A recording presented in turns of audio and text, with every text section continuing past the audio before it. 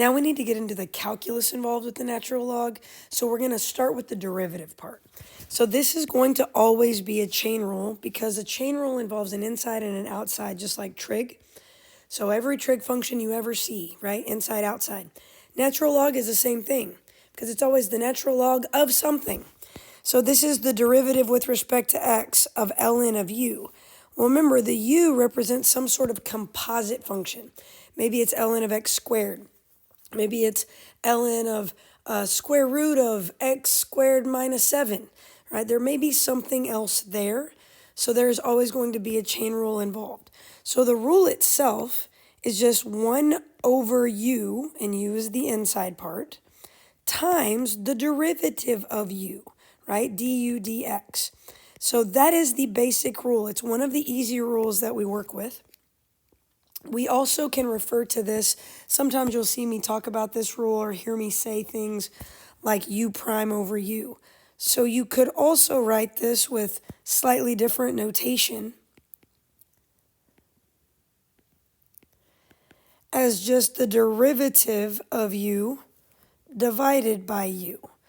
So u prime over u is another way to kind of handle that. I like to reference this. It's a little bit more formal, but you'll hear me say this quite a bit just in an effort to be a little bit more efficient. So now let's do a few examples. You do have to establish what the inside piece is. So obviously in this case, the u is equal to 2x. Well, I know how to take that derivative, right? The derivative, now this is not integrals, so this is not a du situation. This is not u substitution. It's just a chain rule. So the derivative of 2x with respect to x is just 2, right? So u prime over u, or 1 over u times du dx. That's the same as u prime over u. Now we always want to try to simplify this as much as possible, and 2 over 2x does reduce to 1 over x. That seems pretty basic, but that's actually always true if the f of x is equal to the natural log of some sort of constant times x. We'll say that this is true for any a that's an element of all real numbers. Right? So if there's some sort of real number set in front of there, then the derivative is always going to be 1 over x because those coefficients will always reduce. So just keep that in mind. Excuse me. All right, let's do a few more examples. Now, I'm not going to write out every u, but you do have to recognize that the u piece is going to be inside the natural log. So 1 over x squared plus 1 times the derivative of x squared plus 1, which is just 2x. We want to simplify as much as we can. So nothing really reduces, but I can write that as one fraction. So that's your u prime over u situation. Now, it's not always that easy. Sometimes we have to apply other rules that we know. So this is a good example of recognition that this is a product rule. So we're going back to derivatives, right? So we got to recognize, oh, this is multiplication of two things. So how do I do that? So I'm going to do the second function times the derivative of the first. And the derivative of x is just 1.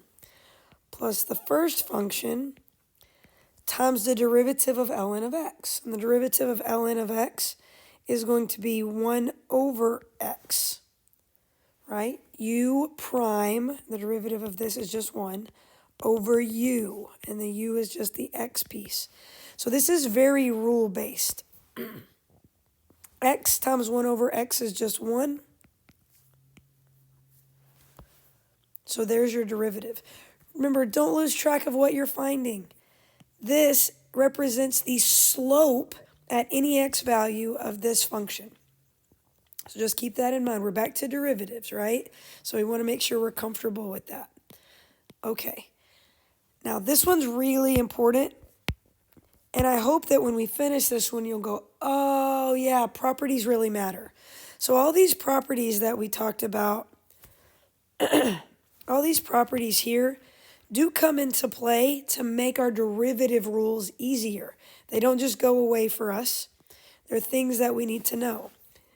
Now, if you were to try to do u prime over u involving this, you would have a chain rule for u prime, and then you would be dividing by this square root. So all of that would make a complex fraction. That's a lot of work. It's not impossible to do, but there is an easier way to do it. Okay, so we're going to write a little note over here. Use properties. It's going to make your life easier. Remember, this is the same as ln of x plus 1 to the 1/2. And we have a property that says that we can take this 1/2 and we can write it at the front. And we can do ln of x plus 1. Well, now this is no longer a composite function. It's just a coefficient. So when I take this derivative, the 1/2 is the coefficient. Now I'm looking at ln of x plus 1. So it's going to be 1 over u, and u prime is just 1. So you've got 2 times x plus 1. Now let me make a note that your algebra is really important here, because if you wrote it like this, now that's incorrect. That is wrong, right? The 2 affects both the x and the 1, so you either need parentheses or you have to distribute. So be careful with your algebra steps. Okay, let's move on. A few more for this video. This is a chainception question. You have a chain rule because every ln function is a chain rule, but that is inside another chain rule. So you have a chain inside of a chain. So remember, you always work outside in. So in this case, I want to do the derivative of this natural log. So it's supposed to be 1 over u, right? That's the u piece. So 1 over ln of x. But then you're supposed to multiply times the derivative of ln of x. Well, now let's take the derivative of that. That's also 1 over u times the derivative of x, and lucky for us, the derivative of x is just 1. So instead of having to do this multiple layers, we just have the 2 layers that we have to deal with. If that x had been anything else, if it had been an x squared or a 2x, we would have another step involved. But now we can simplify. I always put that x on the front. Okay, the reason I like putting that x on the front is because if you write it like this and you don't put parentheses around that, now it's kind of wrong. Okay, so I always like to put that x in the front, just easier to read. 5f has also chainception, but different level of complexity. The 3 is on the outside. Then you're supposed to keep the inside and drop 1 power. But you always have to multiply by the derivative of the inside. Technically, that also involves a chain rule, 1 over x, but it's times the derivative of x, which is just 1. Makes that a little easier to work with. I always like to write my answers as 1 fraction if I can. Now be careful. I'm going to make another note here. I do think it's important that you recognize that ln of x squared isn't right. Right? This reads as the x being squared. So you must have the parentheses around ln of x to make sure that ln of x is what's being squared, not just the x part. Okay, so just be careful with that. All right. You have some options here. I'm not sure if there's an easier or a harder way. I really like to apply the property that says that I can move this. So I'm going to rewrite this as 3 ln of x. If I do that, if I use that property, now 3 is my coefficient, just times 1 over x. So 3 over x is representative of the slope.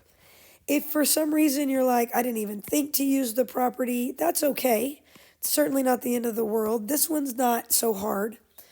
If you had ln of x cubed and you decided to find y prime, you would do u prime over u, or 1 over x cubed times 3x squared. But look how this reduces. So the x's reduce and you still get 3 over x.